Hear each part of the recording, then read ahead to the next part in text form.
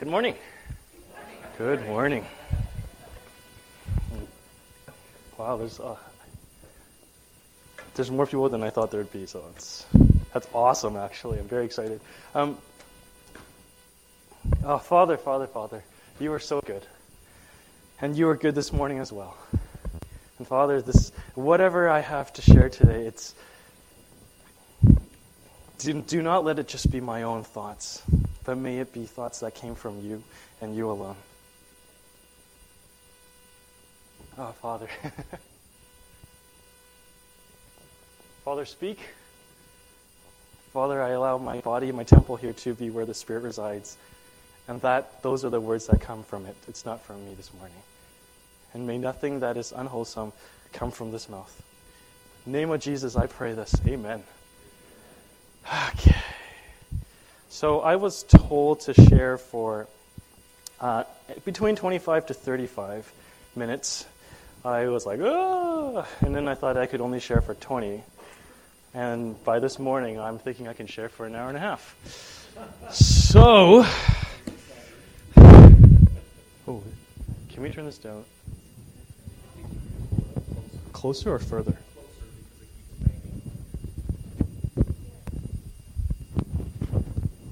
Can you hear me now, Mrs. Litcha? No, not at all. Should I use a mic instead? You want me to use a mic instead? Is this any better? Is this any better? Yes? Can you hear me, Mrs. Litcha? Ooh. Oh. How about now? Oh, really? Okay. That's okay. Okay. One second.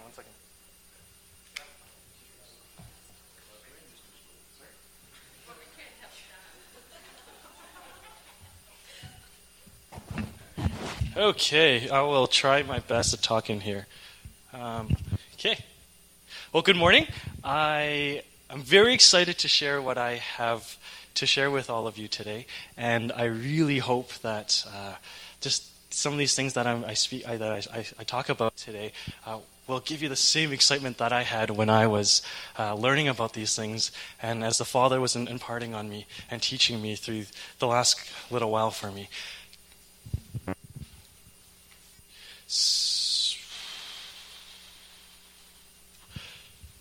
So, Pilgrim, we have been listening to Shell speak on Pilgrim People. Can you remind me the three things that Pilgrim People are? The first week was that Pilgrim People are people that go. Second week, we were people that gather. Nice. And then last week, we heard that we are a people that... Beautiful. 3 G's. It's easy to remember, guys. Pilgrim, we are a people, we are a Pilgrim people, meaning that we are a people that go, we are a people that gather, and we are a people that grow. And as we heard last week, one of the biggest requirements that's needed to do these things involves taking risks. And taking risks that must include faith. If we're taking just random risks, we're not doing anything kingdomly. We're just taking risks. Anybody can take risks. But when we start taking risks because we're doing it through faith, that's when these things starts to happen. And so today we're going to take a really brief look at faith and what a people of faith looks like. So I've titled this topic, People of Faith. I'm going to go over 4 things talking about faith. And in that time, hopefully, something kind of comes out of all the stuff that I will talk about. So the first thing I'm going to talk about is why faith? Why do we even need faith? If we go right back to the beginning in Genesis 1:1, when God created the heavens and the earth, at the beginning of creation, and we look at the life of Adam, at the very, very beginning, he actually did not have to live in faith. By faith, the word faith didn't actually exist for him. Because at creation, everything was already complete. If we turn our Bible to actually Hebrews 11, not right away, no. If you look in Hebrews 11 where we talk about the heroes of faith, we see stories and accounts of people like Noah, we see stories of Abraham, of Moses, of Rahab, and so on and so on. But there's one person missing from the beginning, and that's Noah, because Noah didn't have to live in faith. And that's just mind-boggling for me when I first realized that that Adam did not have to live by faith. And the only reason why we now have to live by faith. Take that off. That's for later. Sorry, Charmaine, I'll tell you later. So why the idea of faith? Well, it's because when Adam and Eve decided to take a bite of that very, very luscious-looking fruit, their eyes were opened. And a lot of times we think that we look at it going, oh, now they could, see good and evil. They can see that they're actually completely naked and whatnot. But I want to challenge us with what were they actually open to by saying that there were 4 things that their eyes were open to all of a sudden when their eyes were open to see what God sees. And those 4 things are this. The first one being reasoning. His eyes and all of our eyes now have become open to reasoning. Rational, logical reasoning. And don't get me wrong, there's nothing wrong with reasoning, hey? We can reason within God's wisdom. It's all good. But what we're talking about is we start reasoning outside of God's wisdom, and that we stop allowing God to be a part of the reasoning that we do. That's what our eyes were suddenly open to, because Adam never had to worry about that. God was always part of it. Second thing that our eyes were open to, it was open to speculative thinking. We started thinking about worst-case scenarios. We started thinking about tomorrow and what tomorrow's going to bring. What's going to happen in the future? What if this happened? Then what's going to happen tomorrow? Then we started worrying about these things. Adam never had to. There was food everywhere. He could sleep wherever he wanted. And every time, the one time we heard about him sleeping, another person showed up. I don't know if that was God's plan for multiplying the earth, but he didn't have to worry about what's going to happen tomorrow. He never did. The third thing that our eyes were open to is open to starting to be very calculative about how we do everything. We started thinking about the cause and effect of things. So if I do this, that's going to happen. So maybe I'll do that instead. But then if I do that, that is going to happen. And what happens is we start thinking about this and then this and then this, and this becomes a never-ending chain. And when that happens, we get nowhere. I can attest to that. I do that a lot. And I'm learning myself to say, stop, Sheldon. Stop letting this go on and on and on. Because I know there will be no end. And the next thing I know, there was my day.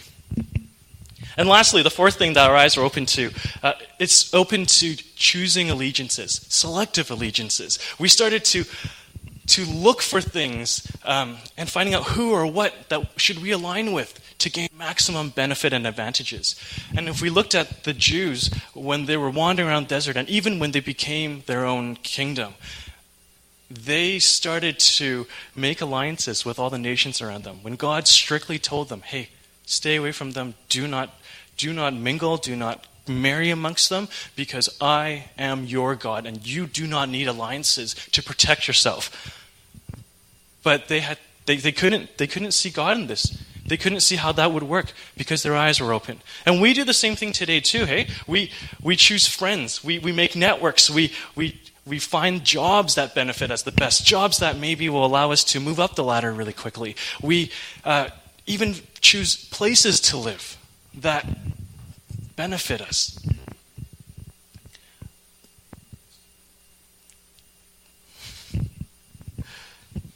These are the things that our eyes are open to.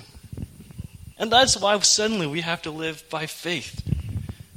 And as crummy as that sounds to me at least, I think it allows us to actually live a very adventurous life as we start doing that. And so I'm going to go to point 2. Point 2, what is faith? And Charmaine, you can put it on right now. I'm sure many of us are familiar with the passage in Hebrews 11:1, that says, now faith is confidence in what we hope for. Oh, it's over there. An assurance about what we do not see. Faith is being sure of what we hope for and certain of what we do not see. Let me challenge you with this a couple of sentences here. So often though, when we use or think of the word of faith, we put it in very dire situations. We put it in times of unknown, times of fear, times of trouble. And so much of that faith then is spent on overcoming fear. But I want to challenge us today that faith can and should be used for many more things than just overcoming fear. I'm going to use a phrase that might seem, it might counter what this says here, but hear me out. I'm going to go talk about faith. What is faith? Faith is something that actually sees. I know it says what we do not see, but I'm not talking about physical eye seeing. I'm talking about seeing that a faith that sees is a faith that when we start just being in it, it gives us an opening into the heart of God. Things happen. Here's some of the things that happen when we start living in and working in faith. We start to see things the way that God sees it. We start to see God the way He's supposed to be seen. We see the ways of God the way that they are supposed to be seen. There's an ability for us to get to override the faults and the sin that happened when Adam and Eve took that bite. And the best thing of all, not the best thing, but amongst all these good things, it allows us to override the four things I talked about. It allows us to, in faith, it allows us to stop having to reason things that is outside of God's wisdom. It allows us to stop the speculative thinking because we don't have to think about tomorrow. It allows us to stop having to calculate responses about, if I do this, then would that happen? Or if that happens, then what? Because we know. God says do this, we do it. And lastly, we don't have to worry about allegiances anymore because we know that God takes care of all those things as we choose to seek His kingdom and His righteousness. Isn't that amazing? Isn't that just... Oh, goodness. Isn't that just blows my mind. It just allows us to not have to worry about these things. Because I admit, I spend so much time trying to figure out my own life when I actually don't really have to. And I'm thinking, wow, God, if that's the way that Adam worked, and you're saying I can do the same thing in this idea of faith, then God, I'm in. I am so in. We're going to take a couple examples of some people in the Bible that saw faith and that acted on that faith. The first thing I'm going to talk about is the story of Cain and Abel. Most of you are probably very familiar. It's found in Genesis 4:4. We hear that Cain and Abel are the children of Adam and Eve. Cain being what did Cain do? What was his job? Anybody?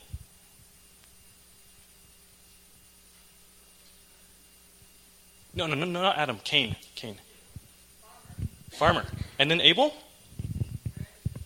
A rancher? Yeah, we can use that word. A farmer and a rancher. Nice. We read in Genesis 4:4 that they both came to God and gave an offering to Him. Which one was accepted and which one wasn't? Which is the accepted one? Do you guys remember? Cain's was accepted. Does anybody know why? It seems so arbitrary, like, oh, well, what did I do wrong? Oh, sorry. Yeah, so Abel's, Cain was like, oh, what did I do wrong? And Abel's like, yeah, please God. Do you guys know, anybody know why? Somebody said something. That was amazing. Yes. If you look at Hebrews 11:4, and I don't think that's up here, you will read that it was through faith that Abel offered his sacrifice, and that pleased God. So faith allowed Abel to see what pleased God, and so he was able to offer what pleased God. Another story that we're all very familiar with is the story of Abraham. We all know that Abraham was promised a son. And when Sarah was like, there's no baby coming. Come on now. There's no baby coming. Even though God had said there will be a child coming from you. They first chose to do it their own way. We're talking about those four things again. choosing their own way, trying to reason. Well, if God said this and she's barren, well, here, take my servant instead, and we'll have a child that way. And God said, no. I made a promise, and I'm going to fulfill it. And so we have birth of Isaac. And what did God do after that in Genesis 22? He says, sacrifice your son. I can't imagine being Abraham. God, you said to me that my descendants are going to be as numerous as the sand. It's going to be more than all the stars in the sky. And the one son you gave to me when I am way beyond, when I really shouldn't be having a child, and miraculously I did. Now you tell me give him up? But he doesn't go there, actually. It says that in Genesis 22:5, he says to his servants when they go up to sacrifice that we are going to go up to worship and we will come back. That is faith. He saw that no matter what happened, whether or not Isaac is to be sacrificed, and it says in Hebrews 2 that he believed that God will raise his son back from the dead. Wow! What faith that he saw. And so it didn't bother him. He just went up and he took his son, and he even went and started binding him up to put him on the altar.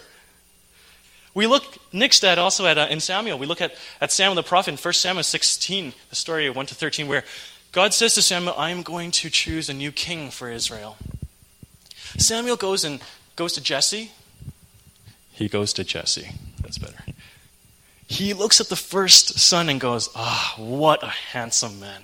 Strong, courageous, tall, best man in the land. And he thinks this must be it. He started again thinking outside of God, outside of faith. But he was a man of faith that he sought because he knew that as he thought of those things, God said to him, not this tall, young, handsome man. So he goes through each of the sons, and every time he goes through, he's still looking at faith. He's still seeing faith. And in faith, it's telling him, no. Did that stop him when he got to the end and said, well, there's no more sons. Why'd you tell me to come here, God? No, he didn't do that. Because he saw faith. And faith told him there will be a new king of Israel from this family. So he asked Jesse one more time, do you have any more? And David shows up. And when he saw David, I don't know, I can't imagine what it was like for him. It might have been like lights flashing down from heaven going, this is the one. Or it might have been like fireworks going off. Or maybe just simply in the stillness of his heart, it just screamed at him and said, that's my king. Doesn't really matter. What mattered is that he followed through it when he saw faith and said, there is going to be a king in this household.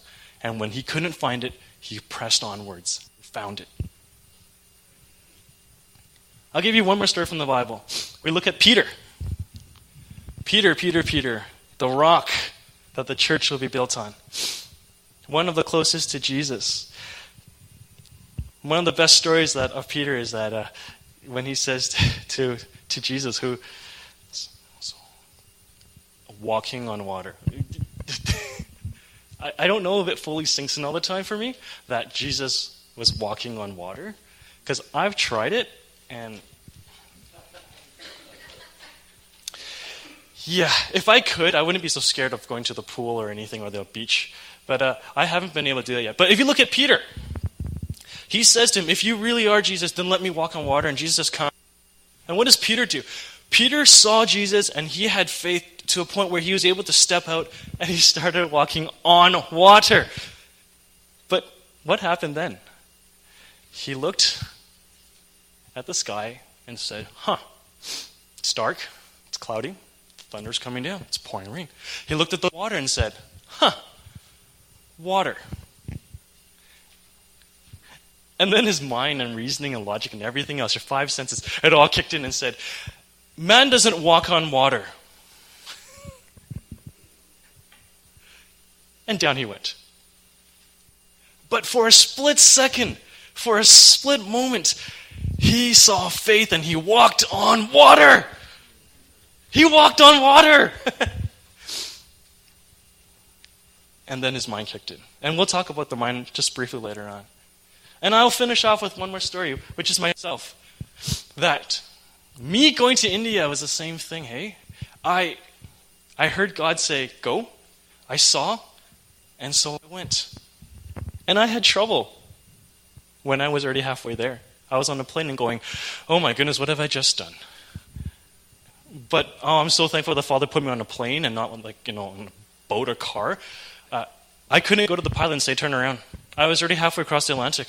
There was no way I could have him turn around. And so I got there. And that's a whole new story, but most of you have heard some of my stories already. And so faith is something that sees. Faith sees. That's how we are able to do these things, guys. I'm going to go to the next one. The third point that I have is the theme verse, actually, that we have for Pilgrim this year. The point of it is pleasing God. And Sherman, if you can go to that next verse. Yeah. Here we are. This is the theme verse for Pilgrim. And without faith, it is impossible to please God. Without faith, it is impossible to please God. Because anyone who comes to him must believe that he exists and that he rewards those who earnestly seek him. Can we go to the other version? There's the Message version, which I think does an even better job. And it says this: it's impossible to please God apart from faith. And why? Because anyone who wants to approach God must believe both that he exists and that he cares enough to respond to those who seek him. He cares enough to respond to those who seek him. He cares enough to respond to those who seek him. I used my nerdy glasses and went online and looked up some definitions for the word impossible. So I'll read them out to you. Impossible. Incapable of being done, undertaken, experienced, occurring, or happening. Inconceivable. I'll repeat that once more. The definition of impossible is incapable of being done, undertaken, experienced, occurring, or happening. Inconceivable. And the definition for please, or to please, is to gain satisfaction, pleasure, or contentment. And I'll read that once more. To gain satisfaction, pleasure, or contentment. But the question rises up then. Why would I even want to please God? Yes, we are told that it's impossible to please God without faith. But why would I even want to please God? So I'll tell you a little story about me and my dad. And hopefully that'll give you a little bit of an idea of, or an understanding of why we want to please anyone, actually. My dad had his 60th birthday this year, and we don't celebrate birthdays in this family. Hey, I think I had one birthday party in my life, and I had to ask for it. But my dad's 60th birthday, we were like, let's do the party, let's have dinner, and like go out and splurge just a little bit. And my dad's like, I don't want this party. And so we had a party for him. And so, for me as his oldest son, who will inherit everything, no, I'm just totally kidding. Don't tell Kyle I said that. So, Kyle was part of this. As sons of our dad, there's two of us. I suggested to him, hey, let's get Dad a birthday gift. And I think I've gotten him one gift in my life. It was opera CDs. Anyway, there was one song he liked. I got him a 6 CD collection. I listened to it more than he did. Anyhow, so we wanted to get him a 60th birthday present. Why? Well, simply because I wanted to make him happy. I really wanted to surprise him. I don't know what it was. I just love surprising people. Not all the time. Sometimes. Because I know I was so loved by him. I was so loved by him. And so willingly, I really want to do something in return for him. That's it. I know I'm loved by my dad. And so because it was his 60th birthday, he didn't want a party, he didn't want anything, we decided to give him a party, and we decided to give him some gifts. And it didn't matter whether he wanted it or not, hey? It really didn't matter.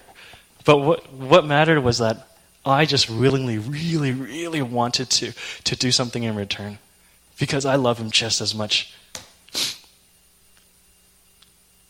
And so guys, when it comes to pleasing God through faith, faith actually involves one big thing. And, Charmaine, do you have James there? Okay, cool. Faith involves action. Action.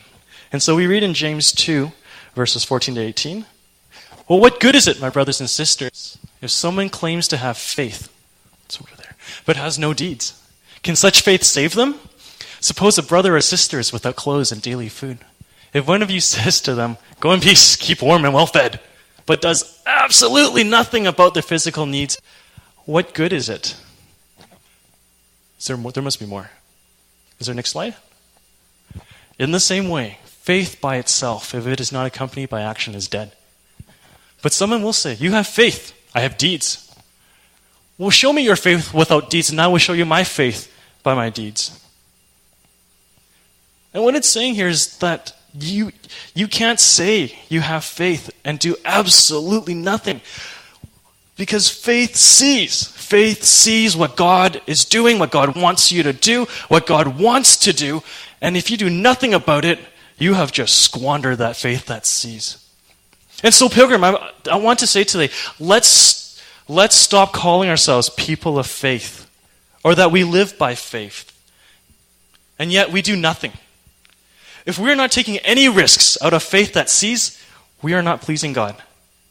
As we heard last week, if we are to grow, we must take risks. And these risks involves action. Action out of faith. And so I want to go back to Peter again. Peter's my man. We're going to hear about him a few more times, I think. Peter, when he walked on water, he still had to walk on water. No matter how much he saw in faith that Jesus said that was Jesus, and Jesus said to him, come to me. He still had to take his foot out of the boat and put his foot on water. And it wasn't until he took that first step and realized, hey, my feet isn't going down right away. That's not even the scariest part. The second step is the scariest part, because you can't go back anymore. You're going down or you're standing up. And so Peter took that second step, and he stood. And that's when he realized that I can walk on water. Until logic kicked in.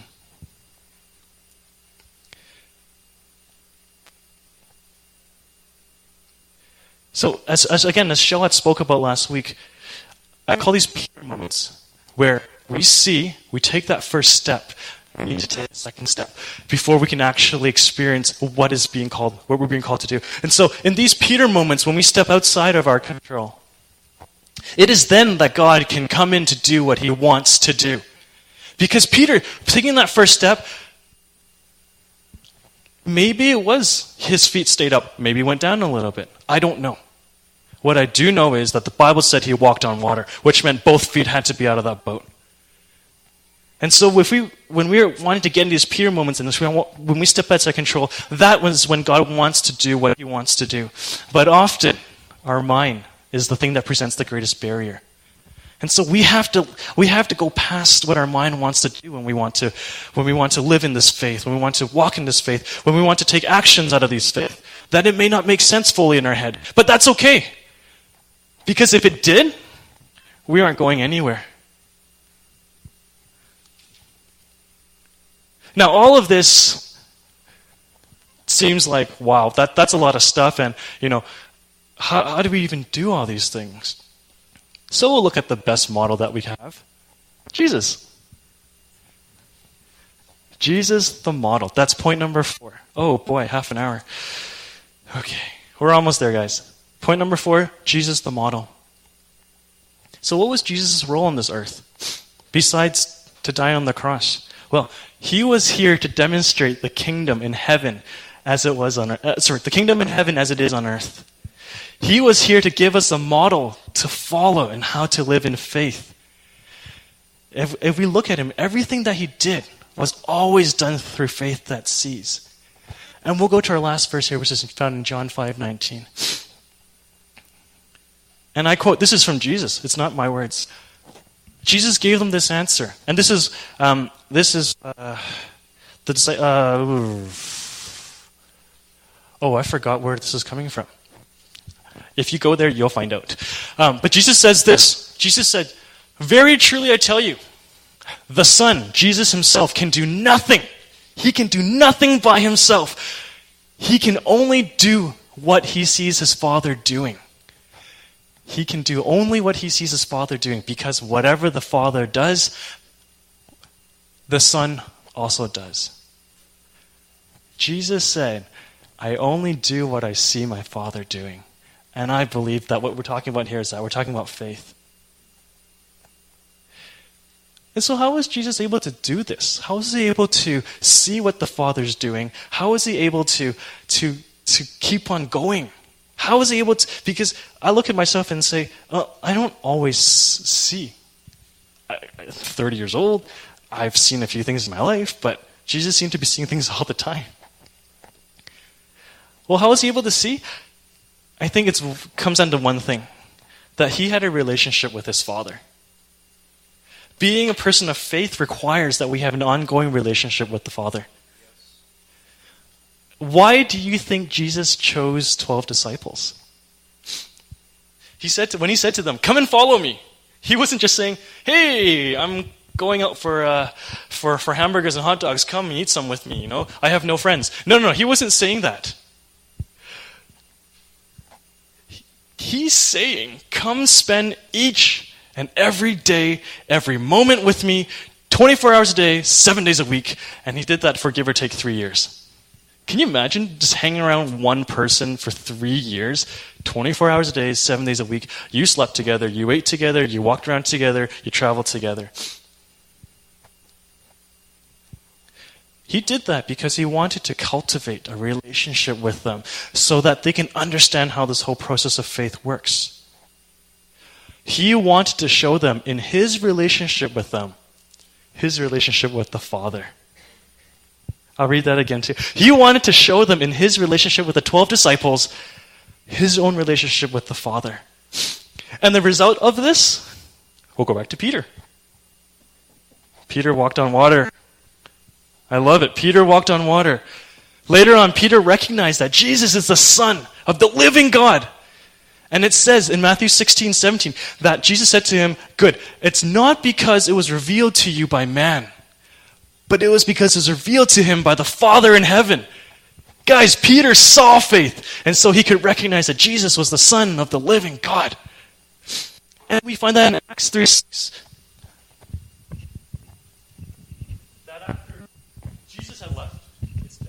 Hello. That after Jesus had gone up to heaven, that they start going around doing what Jesus did. At the gate called Beautiful, he heals the crippled. Man, faith grew. Faith keeps on growing. I'm just going to give you a little bit more about the story of me and my dad. In that, I'm 30, so I know my dad, I want to say for 30 years, but probably more like 25, because I couldn't understand anything until I was probably 5. But growing up over the years, there were many people who said this about me. They would say, "You look just like your dad. You talk just like your dad. You act just like your dad. You think just like your dad." Or my mom, "You're just like your dad." I know, so many things. It's actually really weird. I remember, whenever we go for, say, dim sum, and we would say, "Hey, let's order one more thing. What would it be?" And we would look at, say, something steamed or something deep fried. And let's say, I looked at my dad. I'd say, "Dad, what do you want?" I don't even have to ask him. He wants the deep fried stuff. No questions asked. And then my mom would be like, "Why are you doing this to your dad? You're going to blah, blah, blah." But it's because I have spent so much time with my dad. I have watched him growing up. I have looked up to him. We spent time together. He would teach me things when I didn't know things. I would ask him questions when I needed advice or counsel.